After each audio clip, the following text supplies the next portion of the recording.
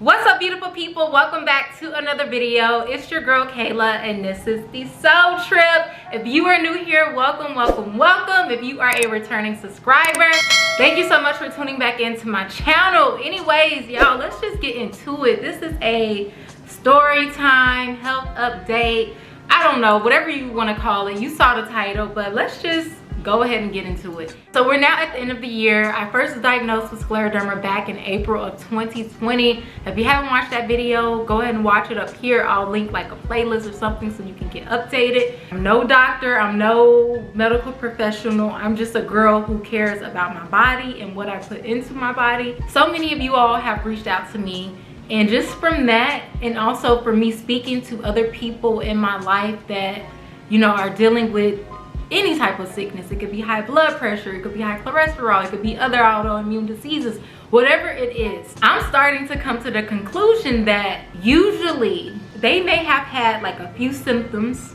but it wasn't until they started taking medication that they started to really get sick and feel sick.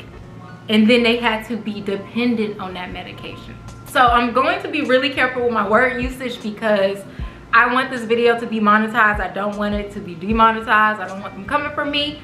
But I'm a person who really believes that, you know, the healthcare industry, it's $1 billion, almost $1 trillion, might even be $1 trillion, but it's $1 billion industry. And pharmaceutical companies, big pharma, medical companies, what's keeping them in business? Is it healthy people? Or is it sick people? You come up with that conclusion in your mind. I mean, so I say that to say, I recently went to the dermatologist. And keep in mind, let me just backtrack. I was diagnosed last April 2020. Crazy year for everybody. If you wasn't there, you had to been there. It just, you know, it's crazy. I was diagnosed with scleroderma, and since that diagnosis, I have not taken a single bit of medication. The first rheumatologist that I went to actually wanted me to start taking a medication, which is hydroxychloroquine, something like hydroxychloroquine. I'll try to put it on the screen for you all. So me being me, I'm like, no, I went into this knowing like I'm not going to take any medication. Like, I am truly one who believes in the power of self-healing through diet and just other factors. I do believe that self-healing is possible. That's my belief. So I went into this knowing that I didn't want to take any medication, but I wanted to be all ears. I wanted to be open to what the doctors were saying so I could go and do my own research.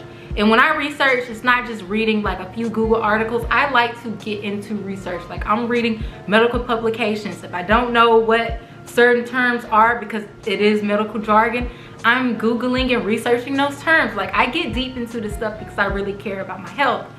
So I went into this knowing that I wouldn't take any medication. I don't have to tell the doctor that, but I'm like, okay, what are you thinking?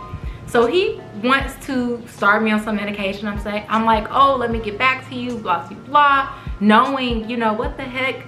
So things didn't work out with that rheumatologist. It's a long story, but I ended up finding a new rheumatologist who is my rheumatologist to today. He's such a great man. And then I told him the medication that doctor was trying to put me on, and he was like, oh my gosh, no. That medication is for lupus patients. It's been shown that it doesn't do anything for scleroderma patients and blah, blah, blah, blah. He had a lot to say. And the one thing that made me stick with this doctor to today and made me really respect this doctor is that he was so transparent in telling me a lot of rheumatologists are not skilled in helping scleroderma patients because scleroderma is such a rare disease.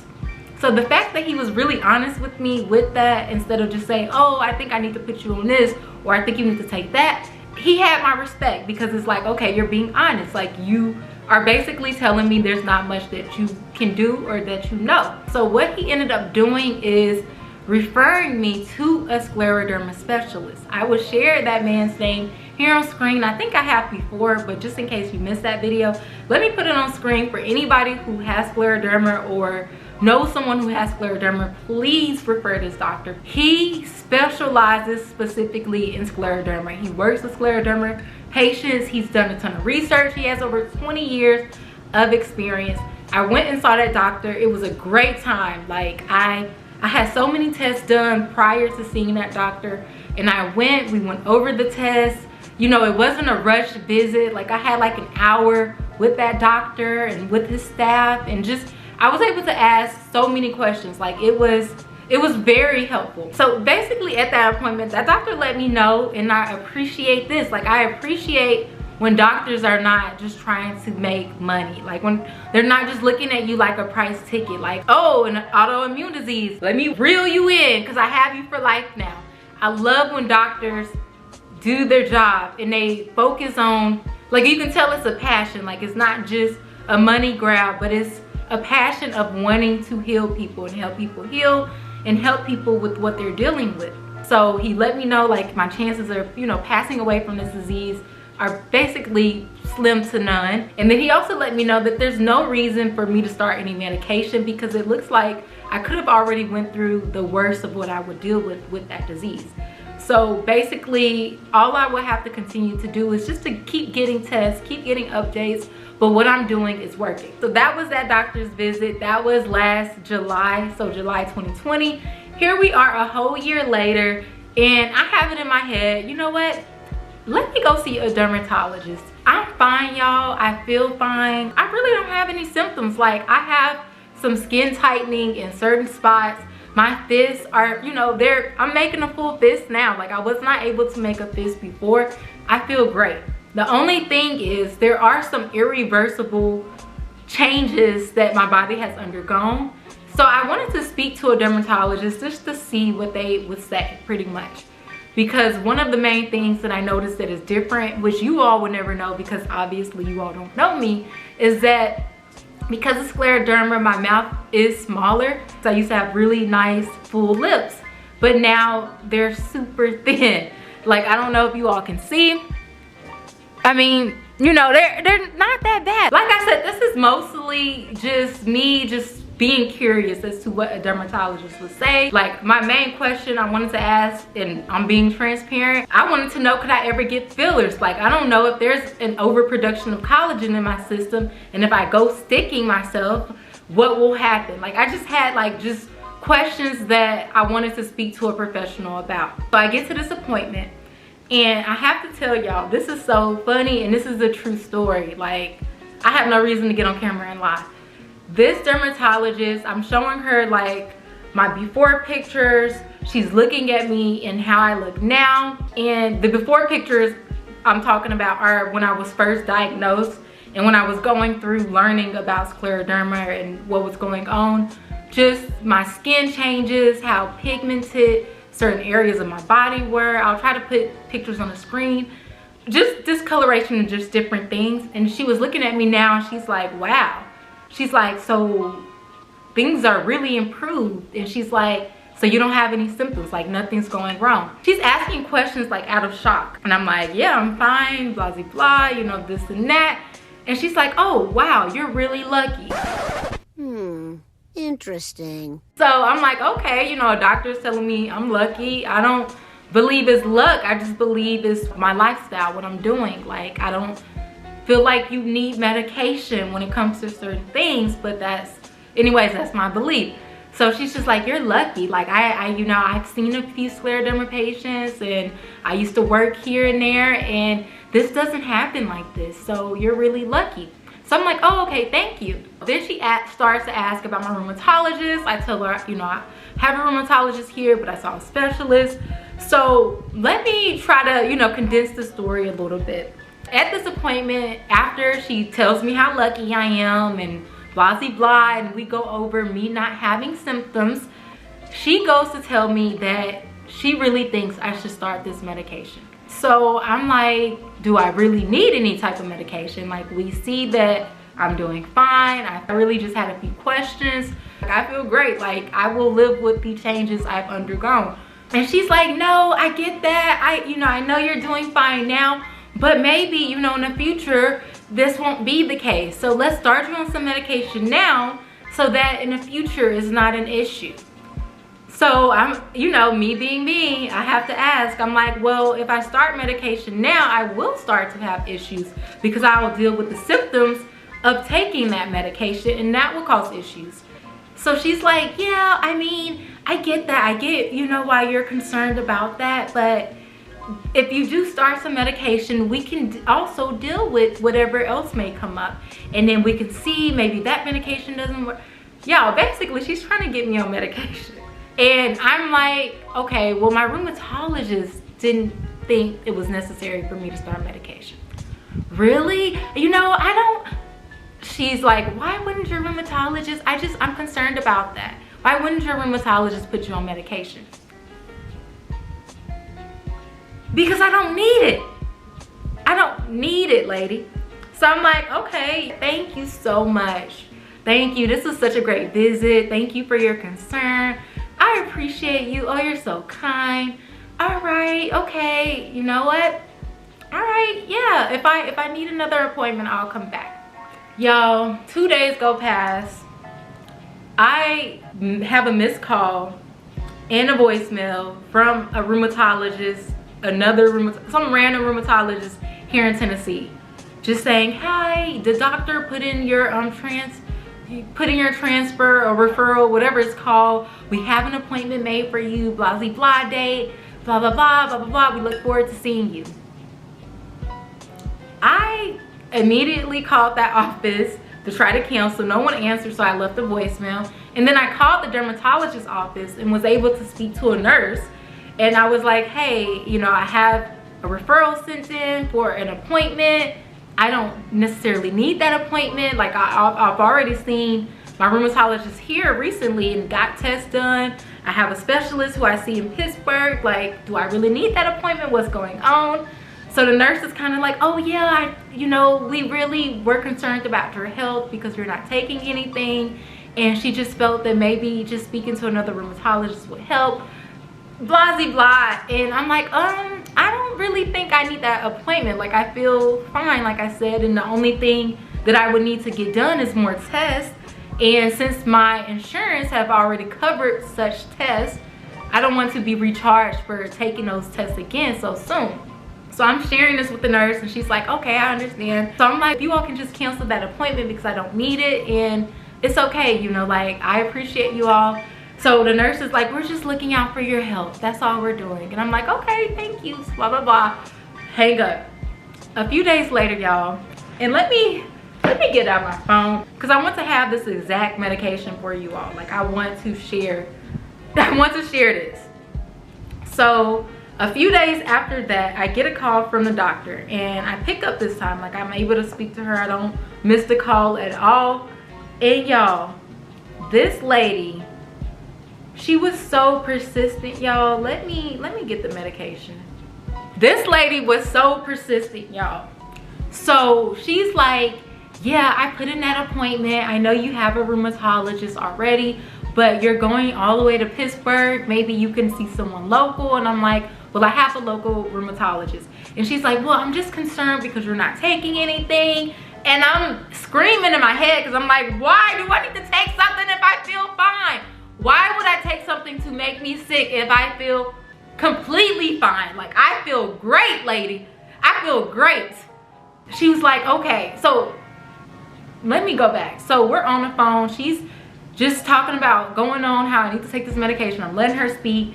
And then when I tell her, like, you know, my rheumatologist, the specialist, she then has me again to give this specialist that I'm seeing in Pittsburgh as if I'm just lying about it. She's like, what is his name again? I'm about to look him up right now.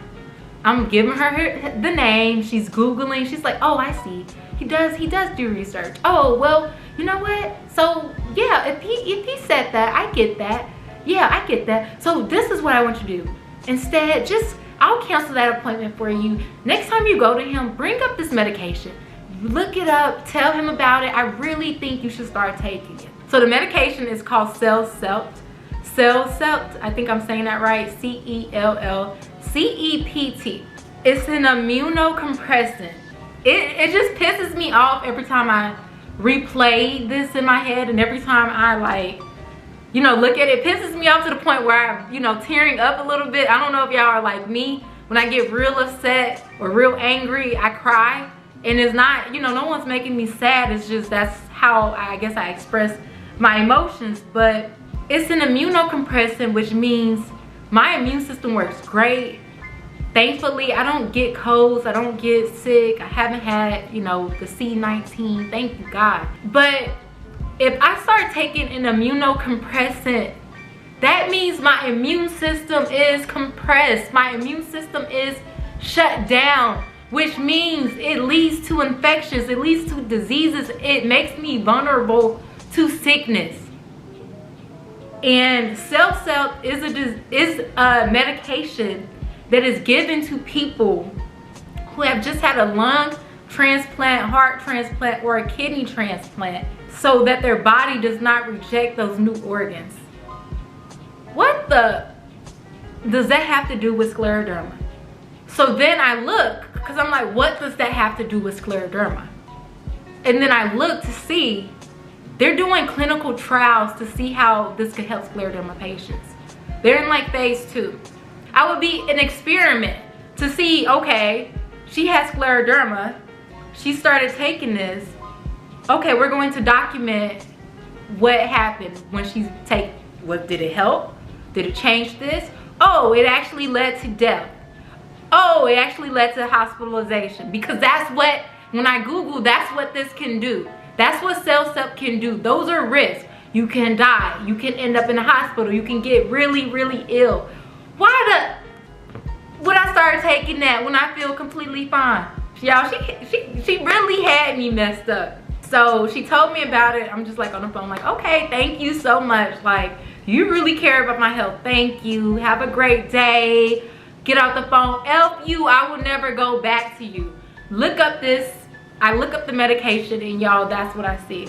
And this is after you've already told me I'm lucky. Obviously, I can't be that lucky, because, you know, you want me to start taking something that I don't need, or maybe I do need it because I'm not lucky. Make up your mind. But y'all, I had to get on camera and talk about this because, like I said, I'm getting messages from different people who have gotten diagnosed with scleroderma or maybe something else. And I'm hearing that, you know, your doctors are putting you on certain medication. I'm not a doctor, so I'm not saying don't take medication. Do what you feel is best for you. But I'm also hearing that a lot of the times you weren't that sick, or your issues weren't that bad. But once you started taking medication, your issues became a real problem. If you try to stop taking that medication, you're doomed, because now your body is dependent on it. Now your body needs it. And just, y'all, it's really messed up. It's really messed up because I see, it's like I see through this. I see through it. Like, I don't know, maybe it's out the matrix. I don't know what you want to call it, but it's clear as day. Like, you know, call me crazy, call me whatever, but y'all, having a population that does not need to depend on some type of medication, that is taking money. Okay, my camera completely stopped. I guess I'm just getting too deep into it. But what I was trying to say, my bad about that, what I was trying to say is that having a population that is dependent on taking some type of pill, some type of medication for life, that's money. Having a population that is healed and that is able to heal themselves,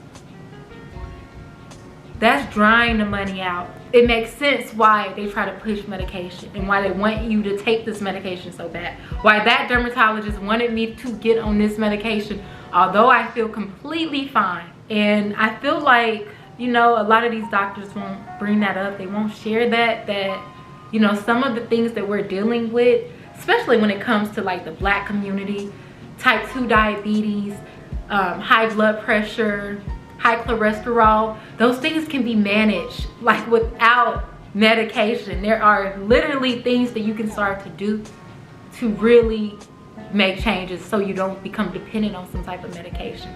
But then it boils down to you. How disciplined are you to make those changes?